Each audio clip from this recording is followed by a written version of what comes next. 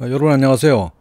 오늘은 건강 인문학 9주차 수업에 대한 Q&A를 진행해 보도록 하겠습니다.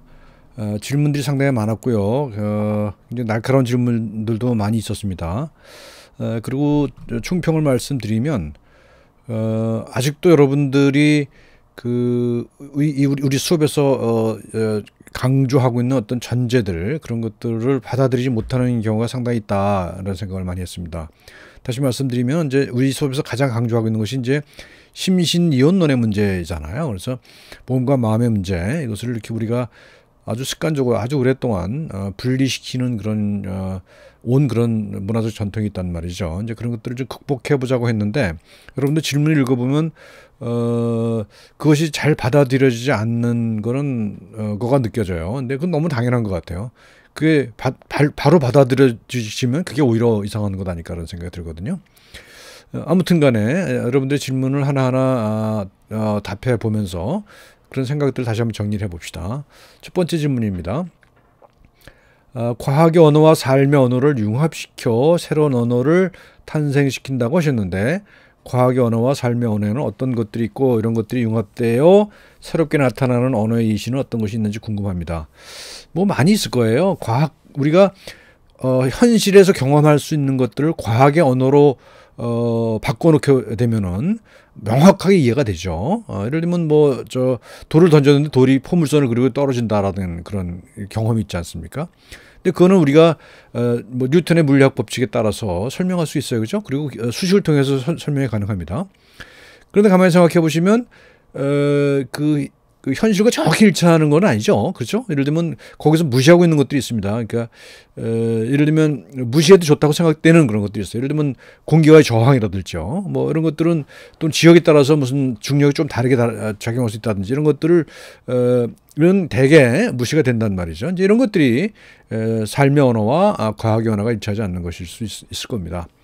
또는 뭐 수학에서 1 더하기 1은 2다라고 하는 절대적인 진리가 있잖아요. 근데 우리 일상 상황으로서 예를 들면 밀가루 반죽을 2개를 만들어서 그걸 합치면은 그건 둘이 아니다 말이죠. 하나가 될 수 있단 말이죠. 뭐 그런 거. 또는 무슨 갈릴레오가 낙하를 해서 무슨 솜하고 도로 떨어뜨리면 똑같이 떨어진다고 그랬다는 거 아니에요? 근데 그것도 현실에 존재하는 어떤 공기 저항 이런 것들을 계산하지 않았던 거잖아요. 그러니까 그 과학적 법칙이라는 것은 항상 중요하지 않다고 생각되는 것을 무시하는 경향이 있다는 거잖아요. 근데 그런 것들이 우리 의학 안에 들어오게 되면, 건강에 관련된 문제를 설명하는데 그런 과학이 들어오게 되면 훨씬 더 심해진다는 겁니다. 그게. 그러니까 우리 몸이라고 하는 것이 경험하는 그 경험의 내용은 과학적 의학이 설명하는 그 틀보다도 훨씬 더 많은 걸 포함하고 있기 때문에 그런 것들을 놓칠 수가 있다는 겁니다. 근데 이제 과거에는 그것이 일률적인 그 법칙을 적용하는 것이 굉장히 효율적이었죠. 예를 들면 세균 감염에 의한 전염병, 이것을 잡는 데 있어서는 그 일반 법칙을 적용하는 것이 굉장히 효율성 있게 작동이 되었단 말이죠. 근데 지금은 질병의 양태가 달라지고, 그러니까 지금 뭐 만성병이 유주가 된다든가, 또는 우리가 그렇게 일방적으로 컨트롤할 수 없는 세균이 아닌 바이러스에 의한 감염병이 만연한다든가, 이런 거는 우리가 그렇게 인류적인 법칙을 갖고 설명할 수 없습니다. 이번에 코로나 같은 경우도 그렇죠. 이걸 우리가 이거 바이러스는 이렇게 접근해야 된다라고 하는 하나의 법칙이 없어요. 그리고 지금 우리가 인류가 많은 그 바이러스 질환을 경험했습니다만, 지금 이 사태는 전혀 다르단 말이죠. 그것을 예측할 수 없단 말이죠. 그러니까 이게 바로 이 학생이 요구했던 그런 예들입니다. 삶의 언어와 과학의 언어가 일치하지 않은 예는 너무나 많습니다. 너무나 많고 그렇습니다. 넘어갑니다. 두 번째 학생은 이 학생은 조금 뭔가 강의 내용을 오해한 것 같아요. 독일 분단 시절 사람들에 의해서 부모의 궁핍이 이야기로 전달됐다고 그러는 게 아닙니다. 지금 이 학생이 얘기하는 것은 이제 2차 대전 시기에 독일 분단 시절이 아니라요. 2차 대전 시기에 네덜란드 지역의 특정 지역에 오랫동안 봉쇄가 이루어져서 집단적으로 영양 상태가 아주 극단적으로 나빠졌던 그런 사례를 얘기했던 거잖아요. 근데 이 학생은 독일 분단이라고 오해를 했고, 또 이걸 또 플라시보라고 볼 수 있는 건가라고 한 질문을 했는데, 이 플라시보랑 관계 있는 얘기가 아닙니다. 이거는 이거는 생애 경로와 관련된 얘기지 플라시보와 관계된 얘기 아닙니다. 그러니까 그 어머니가 나를 임신했을 때 극도의 그 영양 불충분 상태에 시달렸다고 할 때 거기서 태어난 아이는 성인이 돼서도 그 영향을 받는다는 거잖아요. 그러니까 엄마 뱃속에 있을 때 영양 상태가 성인이 됐을 때의 건강 상태와 연결되어 있다는 것이죠. 이것이 유전자 변이에 의한 현상이냐, 이거 질문은 타당해요. 유효해요. 그건 알 수가 없어요. 유전자는 변하는 게 아니라고 일반적으로 알려져 있잖아요. 유전자 자체가 변하는 것이 아니라 유전자의 발현 양상이 달라지는 거죠. 환경에 따라서 어떤 유전자는 스위치가 켜주고 어떤 거는 안 켜주고 하는 거란 말이죠. 그래서 이것은 말하자면 유전적으로 얘기하면 후성 유전이다 라고 얘기할 수 있습니다. 자, 이것도 비슷한 질문인데요. 2차 세계대전의 예를 들며 진화의학보다 생활경로의학이 더 강해 살아남은 사람 대부분이 당뇨와 같은 유전병이 있었지만 살아남았다. 이것도 잘못 오해한 거예요. 당뇨병 같은 유전병이 있었지만 살아남았다는 얘기가 아니에요. 이렇게 왜 어디서 이런 오해가 생기는지 내가 뭘 말을 잘못했는지 나도 반성을 하게 되는데 살아남았다는 게 아니고요. 그 당시에 처했던 상황에 따라서 이후에 몇십 년 이후의 건강 상태가 좌우된다는 그런 얘기를 한 겁니다. 그래서 유전병이 있었지만 살아남은 게 아닙니다. 이거 잘못 이해한 겁니다. 뭐 탈모 같은 얘기는 얘기하지 않도록 하고요. 그 다음에 이제 이 학생은 뭐 여러 가지 얘기를 했어요. 나는 몸이고 내 몸 이야기를 기억한다. 이런 얘기들이 그럴듯한 이야기인데 이런 이야기들은 결국은 신체의학에는 해당되지 않는 것 아니냐, 정신과에 특화된 것 아니냐 이런 얘기를 했어요. 이것도 그렇지 않다고 말씀드리는 거예요. 제가 그러니까 정신과라고 하는 것은 우리가 육체적인 그 신체 현상으로 설명할 수 없는 문제들을 다루죠, 되게. 그래서 이 학생은 그러면 이런 뭐 서산이 뭐니 플라시보니 하는 것들이 정신과의 문제 아니냐 그러는데 이건 그렇지 않습니다. 여기서 이 강의에서 얘기하는 것은 우리 신체 현상조차도 이런 서사의 영향을 받고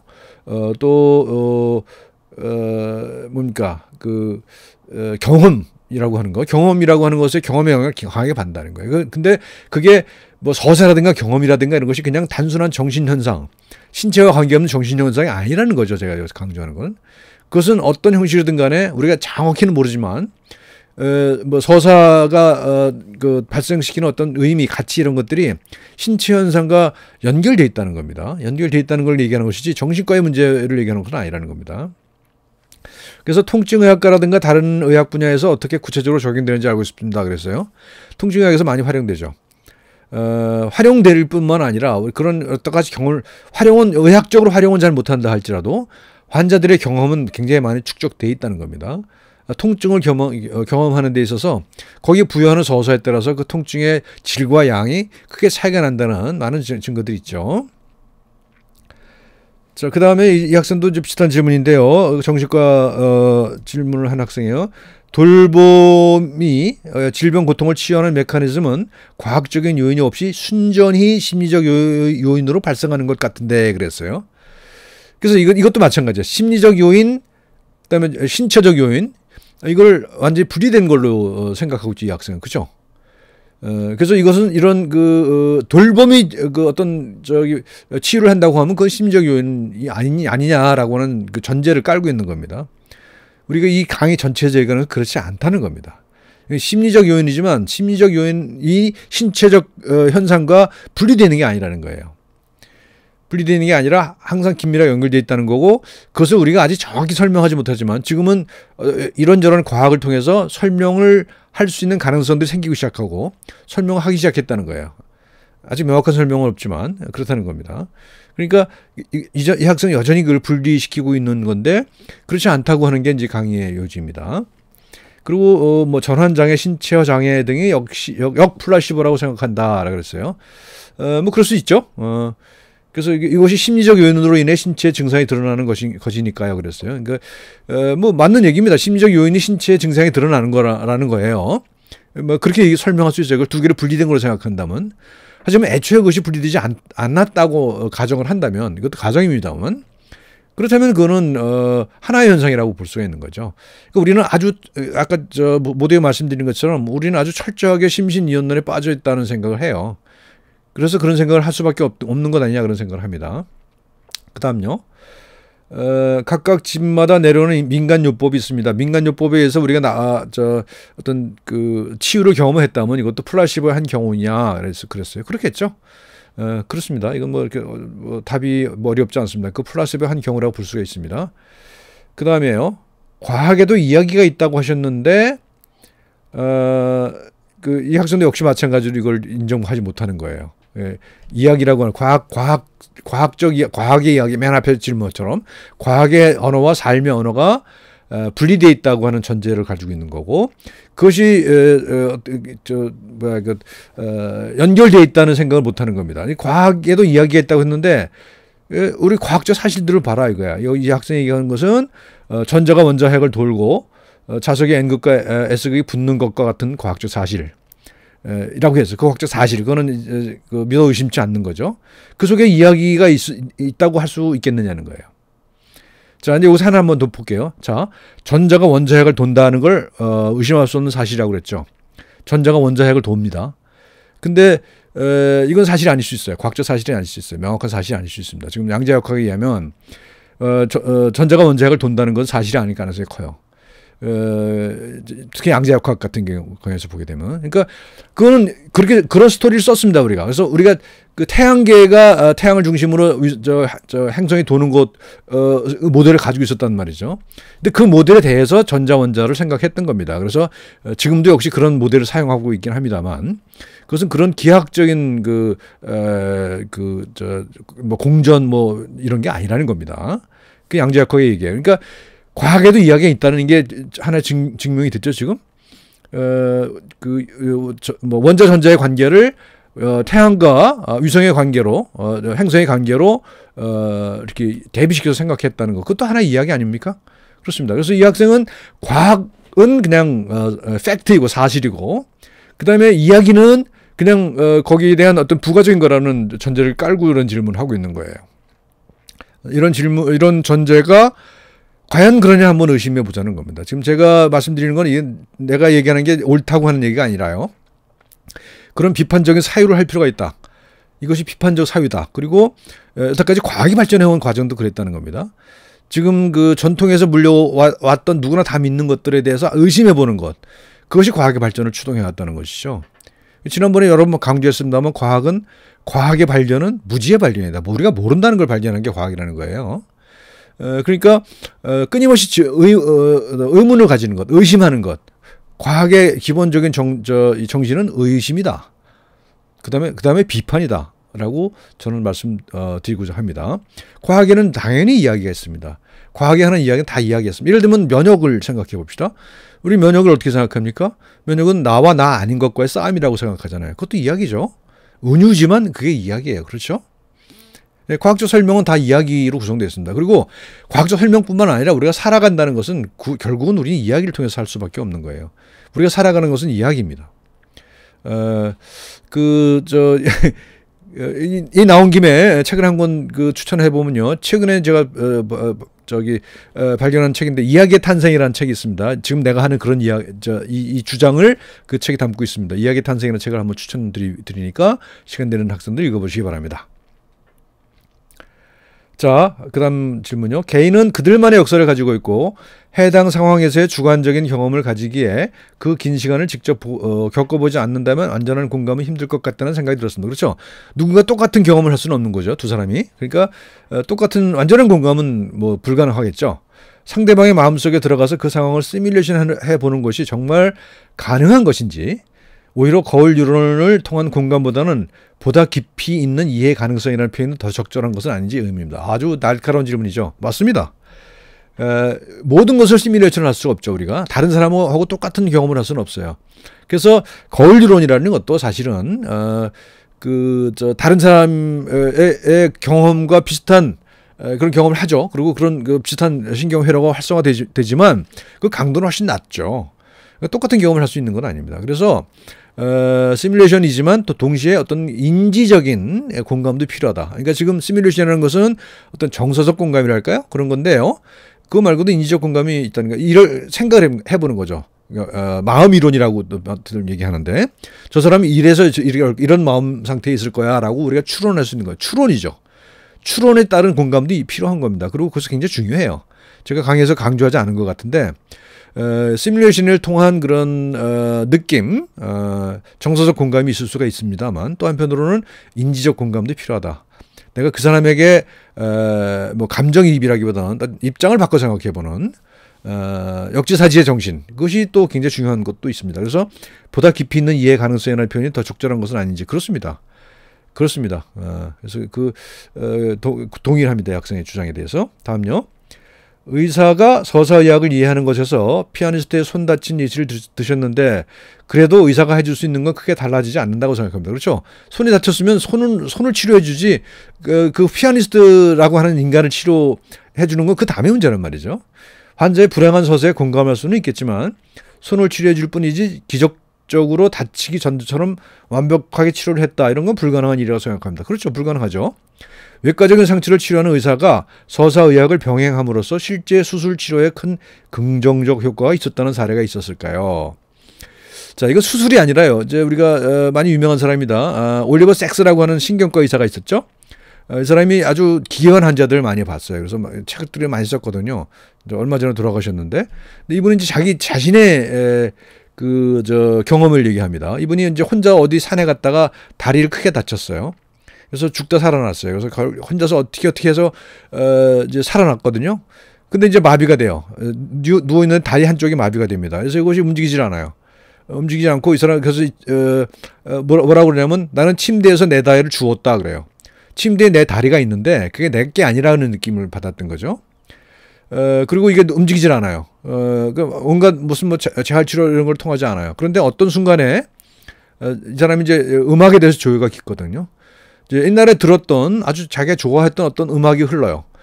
그 음악을 들으면서 걸었더니 걸어지더라는 거예요. 걸어지더라는 거죠. 그러니까 상처 그 자체를 치료하지 못해요, 서사가. 하지만 그 상처와 껴있는 그런 이제 경험, 그 스토리, 그 이야기는 연결되어 있다는 거죠. 그래서 그 음악이라고 하는 이야기를 통해서 이분은 다시 걸을 수 있게 됐다고 얘기해요. 이분은 아주 유명한 신경과 의사입니다. 그리고 또 베스트셀러 작가이기도 하고요. 여러분들 올리버 섹스라는 이름을 검색해 보시면 이분의 저서들이 우리나라에도 거의 대부분 번역이 되어 있으니까 참고해 보시면 좋을 것 같습니다. 그 다음에요. 주요 근심, chief concern이죠. 주요 근심을 고려한 치료는 바쁘게 사회를 살아가는 현 시대 사람들에게는 더 유용할 것 같습니다. 하지만 주요 근심을 고려한 치료가 증상을 고려한 치료보다 치료 능력이 떨어지거나 증상 완화에 악 영향을 미칠 수도 있을 것 같습니다. 이건 동의할 수가 없는데 저는 그러니까 큰 도움이 안 된다고 주장할 수는 있어요. 그렇지만 악영향을 준다는 생각은 그건 잘못된 것 아닌가? 그런 생각을 합니다. 자, 그 다음 계속 읽어볼게요. 주요 근심치료법이 주요 증상치료법보다 사회의학적인 관점이 아닌 단순 의학적 관점에서 적합한 치료법이라 할 수 있을지 궁금합니다. 그랬어요. 그러니까 이 학생은 또 사회의학적인 관점과 단순 의학적 관점을 비교했어요. 분리를 했어요. 왜 그래야 되는지 모르겠어요, 저는. 사회학적 관점에서는 맞지만 단순의학적인 관점에서는 아니다. 사회의학과 단순의학이 뭐가 다르죠? 그냥 의학이에요, 둘 다. 그죠? 그러니까 주요 근심이라고 하는 것, chief concern이라고 하는 것과 chief complaint라고 하는 것은 저는 대립되는 구도가 아닙니다. 대립구도가 아니에요. 여러분 자꾸 대립구도로 생각하는 경향이 있어요. 그러니까 여러분들한테 사유 양식에서 여러분들 이거 글을 읽으면서 느끼는 게 뭐냐면, 여러분들 이분법에 있다. 그 다음에 이분법은 대체적으로 대립되는 걸로 봐요. 두 가지 실체를. 그러니까 뭔가 마음이 대표적인 것이고요. 그죠? 증상과 경험 이런 것들 다 대립적인 걸로 보거든요. 대립이 아닐 수 있어요. 두 개를 동시에 우리는 가질 수가 있는 겁니다. 그 주요 chief concern과 chief complaint는 동시에 있는 거예요. 그 분리되는 게 아닙니다. 그래서 제가 이제 의학적으로 그랬잖아요. 평행 차트, 패러렐 차트는 chief concern과 chief complaint 같이 가는 거지 하나만 가는 게 아닙니다. 그래서 우리가 뭐 이런 인문학적인 서사적인 걸 얘기한다고 해서 과학을 무시하는 게 절대로 아닙니다. 과학을 항상 고려하고 과학을 더 중요시 여기는 거예요. 그리고 그 과학을 통해서 이 서사를 위해서 나타나는 현상들을 설명해 보려고 하는 거예요. 그러니까 두 현상을 조화시키고 화합시키려는 것이지 그걸 대립시키는 게 절대 아니라는 것을 또 강조하고 싶습니다. 이번 강의로 서사의 힘을 알았습니다. 저번 강의 내용인 플라시보 효과란 몸에 새겨진 서사의 힘이라는 지칭할 만큼 서사 즉 삶의 이야기에 집중하는 것이 중요하다는 것에 공감이 갑니다. 그러나 그랬어요. 이제 그러나요? 여기서 중요해요. 이 서사라는 것은 경험이라는 맥락이다 보니 잘못된 경험이나 주관적 견해들에 의해 오염될 수 있다고 봅니다. 서사는 오염된다고 보는 거예요. 그래서 신중에 결정해야 하는 병원의 서사를 가지고 오는 것은 무리이지 않을까요? 그랬어요. 서사를 이렇게 배제해야 된다는 주장이겠죠. 냉철하게 봐야 된다. 환자를 진단할 때 냉철한 판단이 필요하다. 그런데 그 냉철한 판단을 하는 데 있어서 서사가 방해가 될 수 있지 않느냐는 거예요. 그러니까 환자가 예를 들어서 무슨 뭐 어디가 아픈데 그걸 지나치게 과장할 수도 있는 것이고 또는 꾀병을 할 수도 있고 그런 현상이 있을 수가 있죠. 얼마든지 있을 수가 있어요. 그러니까 그러니까 이건 배제해야 된다? 글쎄요, 거긴 동의가 안 돼요. 그렇다 하더라도 그 사람이 왜 그런 꾀병을 하는지를 생각해야 될 거다니까요. 이 사람 꾀병을 하니까 이거는 이 사람 나쁜 사람이야 라고 밀쳐버리고 자기 나름대로 혼자 판단하면 그게 옳은가요? 결국은 이 모든 행동이 누굴 위한 겁니까? 환자를 위한 겁니다. 환자를 위한 거라면 환자의 입장에서 생각해야 되는 건 아닌가요? 서사도 그래서 환자 입장에서 생각해야 되는 겁니다. 서사 이야기라는 기본적인 것은 환자 입장에서 생각하자는 거예요. 또는 환자의 경험을 이해하자는 거죠. 그래서 그것이 오염될 수 있다? 그럴 수 있어요. 그래서 과거에는요, 100년 전쯤만 하더라도, 뭐랄까요, 윌리엄 오슬러 같은 그 위대한 의사도 그런 얘기를 했어요. 평정심을 잃어서는 안 된다. 그러니까 환자의, 감정에 휘둘러서는 안 된다. 그건 맞아요. 근데 감정에 휘둘리지 않는 것하고 그 서사를 이해하는 것하고는 같지 않아요. 그죠? 저는 감정조차도, 우리가 이해할 건 이해해야 한다고 생각합니다. 그렇지만 오염된다는 것은 난 동의할 수가 없습니다. 의료인문학을 실천하고 있는 의사들이 많지 않다고 하셨는데 현재 의과대학에서 의료인문학을 얼마나 중요하게 생각하고 있는지 어떻게 교육하고 있는지 우리나라 경우 임상에서 의료인문학의 실천을 위해 어떤 시도를 하고 있는지 궁금합니다. 이건 사실은 뭐 솔직하게 말씀드리면 그렇게 활발하다고 할 수는 없을 것 같아요. 하지만 전국 40개 의과대학 중에서 약 10개 정도 의과대학에서 의료인문학 전공 교수가 있고요. 전임 교수가 있고요. 그 교육이 통일되어 있지는 않지만 나름대로 교육을 하고 있습니다. 이제 통일되어 있지 않다고 하는 게 문제라고 느끼는 분들도 있을 텐데 저는 그렇지 않다고 생각합니다. 각자 닥친 상황 속에서 상황에 맞는 교육을 하면 맞는 거라고 생각을 해요.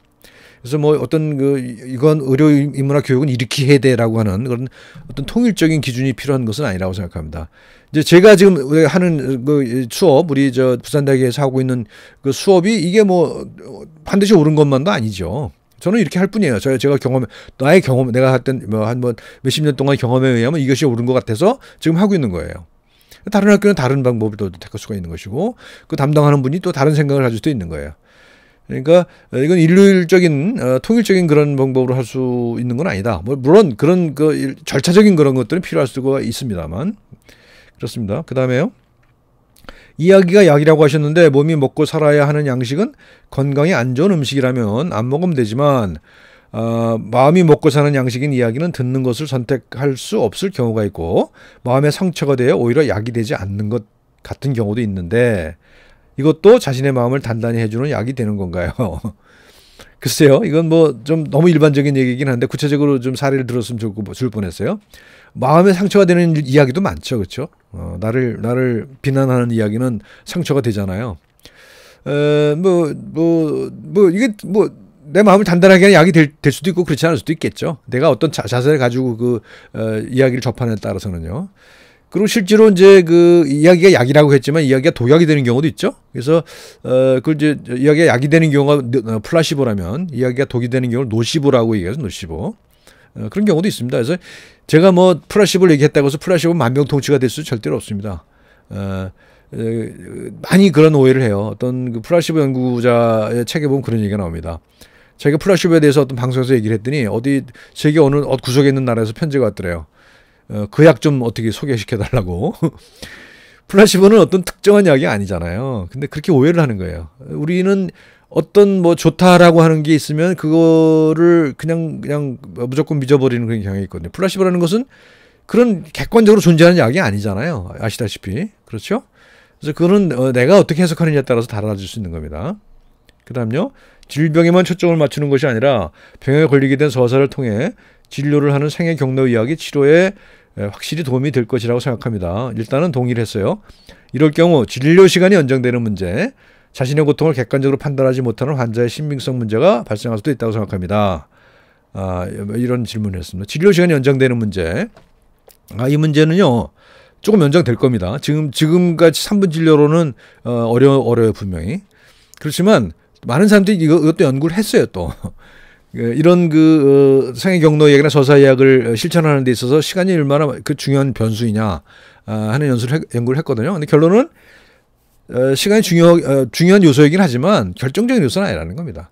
그러니까 이래서 우리가 환자의 이야기를 파악할 때 또는 환자의 그 증상이라든가 이런 것들을 경로로 파악할 때 시간이 그 중요한 요소는 아니라는 거예요. 이야기를 많이 들어서 들으면 좋겠지만 많이 듣지 않고 태도만 바꿔도 그런 거 충분히 가능하다는 거예요. 시간이 중요 요소가 아니다라고 하는 그런 연구 결과들이 있습니다. 근데 많은 사람들이 이걸 시간 변수를 제약으로 생각하고 그러니까 못한다. 우리나라같이 3분 진료를 해야 되는 나라에서는 이건 뭐 불가능하다라고 그냥 단정해버리는 경향이 있는데 난 그런 건 이제 동의할 수가 없습니다. 우리나라가 3분 진료로 유명하긴 해요. 세계 각국에서 우리나라를 그렇게 얘기를 하는데 근데 그게 고정되어 있는 게 아니잖아요. 3분 진료 우리는 3분 진료 하고 있으니까 영원히 그렇게 해야 되나요? 아니잖아요. 당연히 그 시간을 늘려야 되는 건 당연한 거 아닙니까? 그런데 왜 그것 때문에 진료 시간 때문에 다른 일을 못 한다? 그건 말이 안 되는 거죠.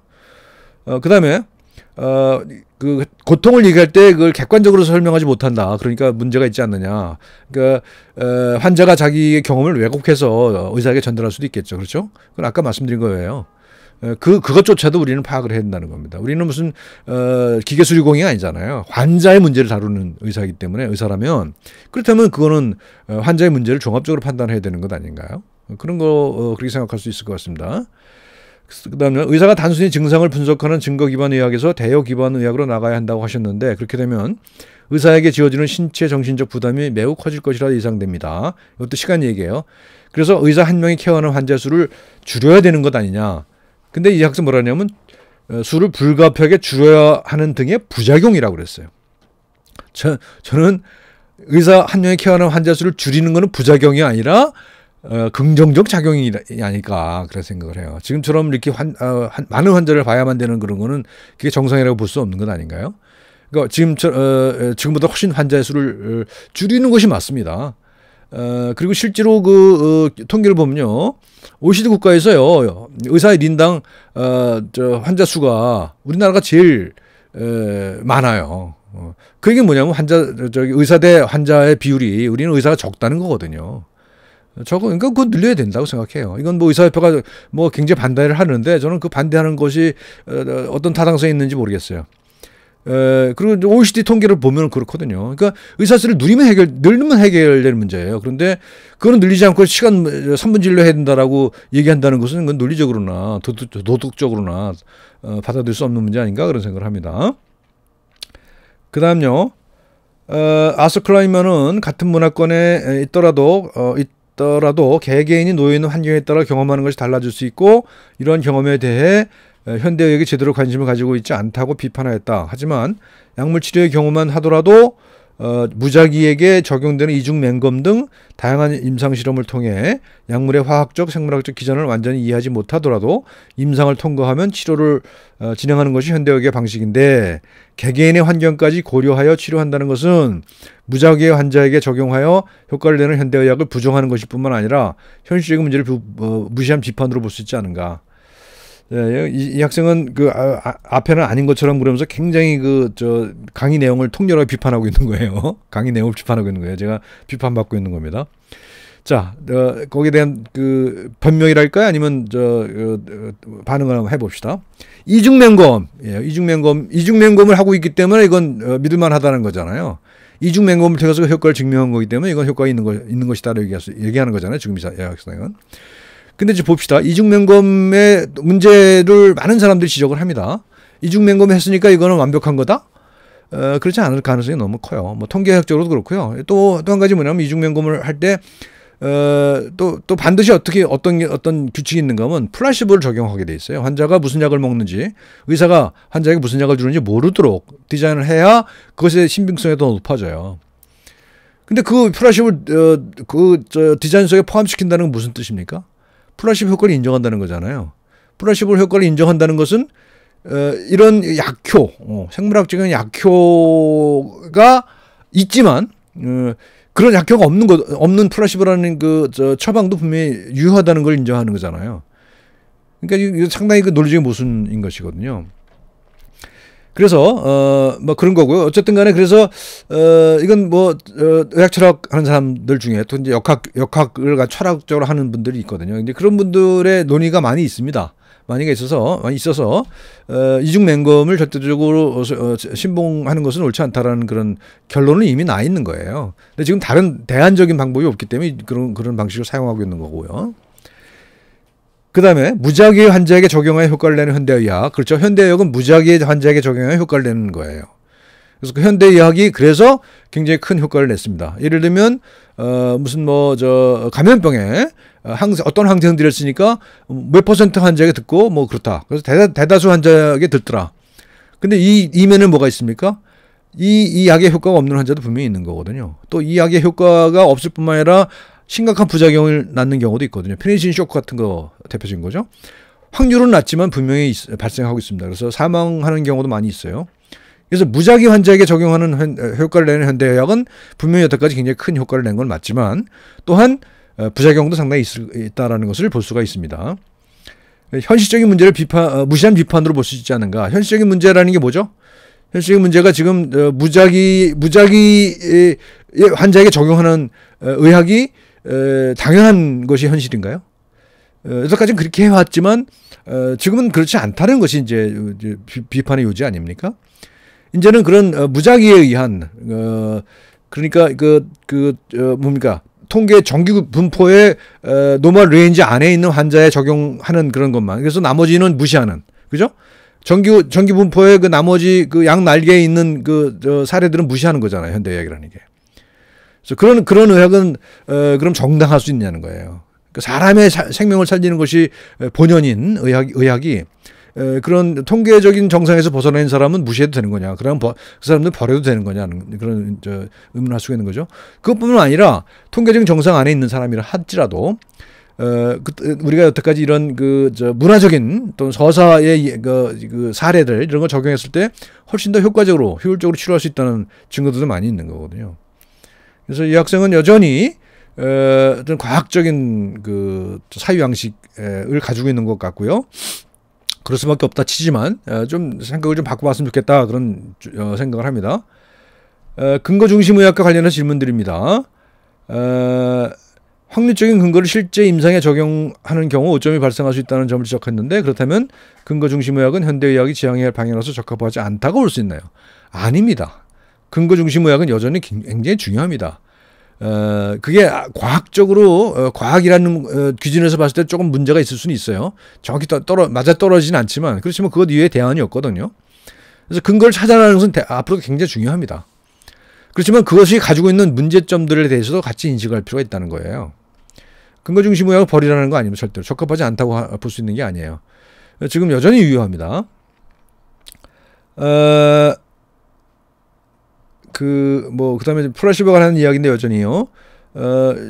쭉 넘어가고요. 서사적 전환이 형식 논리에서 문제 풀이로 전환되어 있다는 점이 잘 이해가 되지 않는다 그랬어요. 자, 서사적 전환이 형식 논리라는 것은 아까 맨 처음에 얘기했던 것처럼 과학의 논리예요. 그러니까 예를 들면 우리가 신체 대사 과정을 설명할 때 무슨 각종 사이클 얘기하잖아요. 메커니즘. 뭐 효소가 어떻게 작용해가지고 그 뭐 그 딱 회로가 있잖아요. 뭐 크랩 사이클, 뭐 사이클, 뭐 그다음에 뭐 패스웨이 이런 거를 많이 얘기하거든요. 근데 그거는 이제 일반화되어 있는 거죠. 우리 몸에서 어떤 작용이 일어날 거다라고 하는 것을 실험 과정을 통해서 추론을 통해서 그다음에 그 실험을 통한 증거를 통해서 이게 진실이라고 이제 밝혀지는 거죠. 밝혀진 거라기보다는 그런 진실의 이야기를 쓰는 거라고 볼 수 있어요. 정숙기 생각해요. 과학도 진실이라고 하는 이야기를 쓰고 있는 거거든요. 팩트라는 것의 이야기를 쓰고 있는 거라고 봐요. 그러니까 팩트, 그거는 언제든지 뒤집어질 수 있는 거죠. 그래서 근데 지금으로서는 상당히 유한 이야기죠. 우리 과학이라는 것은. 근데 그것은 굉장히 형식적이에요. 형식 논리예요. 근데 막상 우리가 우리 삶의 현실로 돌아오게 되면, 예를 들면 어떤 환자를 생각해 보십시오. 그 환자는 자기 병을 자기가 직접 앓죠. 자기가 직접 경험을 해요. 근데 이것이 반드시 그 과학에서 구성한 그런 이야기에 맞아떨어지라는 보장은 없는 거죠. 맞아떨어질 수도 있지만 그렇지 않을 수도 있다는 것이죠. 그래서 그러면 이 사람은 뭐가 문제냐? 그럼 내가 예를 들어서 어떤 병이 났어요. 그러면 예를 들면 뭘 들까? 예를 들면 코로나가 요새 유행이니까 내가 열이 나고 기침을 하고 입맛이 없어졌어요. 그럼 이런 거는 지금까지 알려져 있는 코로나의 증상과 딱 일치하죠. 그죠? 딱 일치합니다. 딱 일치하지만 딱 일치하지 않는 경우도 많죠. 예를 들면 무증상 감염도 많고요. 난 아무런 문제가 없었는데 내가 다른 사람한테 감염시켰다. 그런 사례도 많잖아요. 그렇죠? 그러니까 형식 논리가 아니라 문제풀이에요. 그래서 우리가 대응하는 방식은 어떻습니까? 코로나를 대응하는 방식은 어때요? 증상이 없던 사람도 검사를 통해서 그 동선을 추적을 하잖아요. 그건 문제풀이죠. 그렇죠? 문제를 푸는 거예요. 코로나라는 감염병이 확산되는 문제를 푸는 거죠. 확산되는 문제를 해결하는 거죠. 그러기 위해서는 증상이 없는 사람도 검사를 해야 되는 거예요. 그렇죠? 그렇지만 지금까지 알려져 있는 그 설명 방식은 아주 틀에 박힌 것일 수가 있다는 거죠. 그것을 벗어나서 문제 해결이라는 것은 어떤 그 드러난 문제 또는 과학으로 설명 가능한 것 이외의 영역에서도 그 문제풀이의 가능성을 찾아낼 수 있다는 겁니다.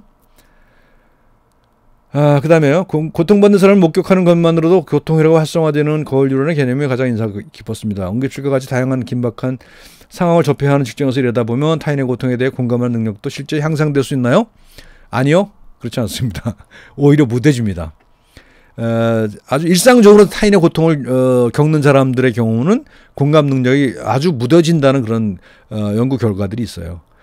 대표적인 게 뭐냐면 의과대 학생들이에요. 의과대 학생들이 신입생 때는 측정을 해보면 공감 능력이 굉장히 많은데 졸업할 때쯤 되면 그게 많이 떨어졌다는 그런 연구 결과들이 있거든요. 왜냐하면 일상적으로 환자의 고통을 경험하잖아요. 그러면 그것을 내가 똑같이 공감을 하다 보면 내가 못 견뎌요. 그러니까 그것이 악화될 수밖에 없는 거죠. 내가 살기 위해서. 근데 그것이 문제냐? 문제는 아니죠. 문제는 아니지만 그것이 아주 극도로 무뎌져서 그냥 굳어져 버리는 걸 이제 방지해야 되는 거죠. 그러니까 우리는 이런 이야기를 하고 강의를 하고 공부를 하고 공감이라는 것에 어떻게 작동하는가에 대해서 연구하고 공부하고 서로 나누고 뭐 이런 것이 필요하다는 겁니다. 그러니까 공감 능력이 실제로 향상된다고 하는 증거는 없는 것 같고, 실제로 사이코패스 같은 사람은 이런 게 없다는 거 아니에요. 또는 자폐아 같은 경우도 타인의 입장에서 느끼는 그런 능력이 없다는 거잖아요. 이제 그런 경우에는 어떤 선천적인 회로 손상이라고 볼 수가 있는 거고요. 이건 뭐 지금까지는, 앞으로는 어떻게 될지 모르지만 지금까지는 그것을 향상시킬 수 있는 방법이 별로 없다. 하지만 인위적인 노력은 가능해요. 예를 들면 자폐 스펙트럼이라고 그러죠. 자폐 스펙트럼 중에서도 굉장히 고기능, 그죠? 무슨 뭐 아스퍼거니 이런 거 있잖아요. 그런 경우에 이 사람들은 자기가 그 공감 능력이 없다는 걸 알아요. 그래서 그거를 공감으로, 느낌으로 아는 게 아니라 의도적으로 이성적으로 그걸 문제를 해결하는 거죠. 그래서 예를 들면 이제 여러분들 우리 나와 있는 책 중에서 템플 그랜딘이라고 하는 미국 자폐 환자가 있습니다. 그분은 굉장히 성공한 자폐 환자거든요. 근데 그 사람 책을 읽어보면 그렇습니다. 자기가 그런 문제를 해결하기 위해서 스스로 생각을 해요. 우리는 그냥 느끼는 대로 하는데, 일반적인 사람들은. 근데 그 사람은 합리적으로 이성으로 생각을 해서 대응해 나가는 경우죠. 그리고 상당히 성공적으로 그걸 대응해 나갔던, 그 문제를 해결했던 그런 사례가 있습니다. 이 학생은 이제 환자의 이야기를 듣고 그것에만 의존해서 진단을 내리는 것은 옳지 않느냐, 오진할 수 있는 것 아니냐. 그렇습니다. 그 환자의 말만 믿어서는 안 돼요. 그러니까 환자의 말도 의심해야 돼. 의심을 속에서 바라봐야 돼. 그런데 그렇지만 왜 그 사람이 그런 얘기를 할까? 또는 왜 거짓말을 할까? 왜 자기 걸 왜곡할까? 또는 말로는 거 왜곡하자면 실제 경험은 어떨까? 이런 것을 끊임없이 생각하는 것이 필요하다는 겁니다. 그래서 뭐 마찬가지예요. 그래서 의료진이 얼마나 많이 알아야 되느냐? 많이 알 필요는 없다고 생각해요, 저는. 많이 알 필요는 없지만 적어도 이해는 할 수 있어야 된다는 거예요. 환자의 경험을 이해할 수 있는 그런 태도는 필요하다. 그런 자세는 필요하다. 거기까지만 얘기할게요. 그러니까 뭐 이거 지식의 양이 오래 얘기하는 게 아닙니다.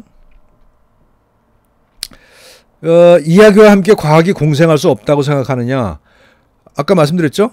과학도 이야기입니다. 과학도 이야기이기 때문에 공생할 수 없는 게 아니라 그냥 자연적으로 공생하고 있어요, 이미. 또 하나요? 플라시보와 관련된 얘기인데 한 번도 똑같은 질병 경험을 한 적이 없는데도 플라시보 효과가 나타날 수 있느냐라는 질문을 했어요. 나타날 수 있습니다. 이거는 이제 뭐 설명을 아직 정확하게 하지는 않습니다만 문화 속에 새겨진 무식 때문이라고 얘기를 해요. 내가 그런 경험을 하지 않았더라도 우리 문화 속에서 그런 것들이 내려온다 이렇게 생각을 할 수가 있는 것 같습니다. 많이 그 얘기가 있습니다만 이제 너무 길어서 정리를 좀 해야 될 것 같습니다.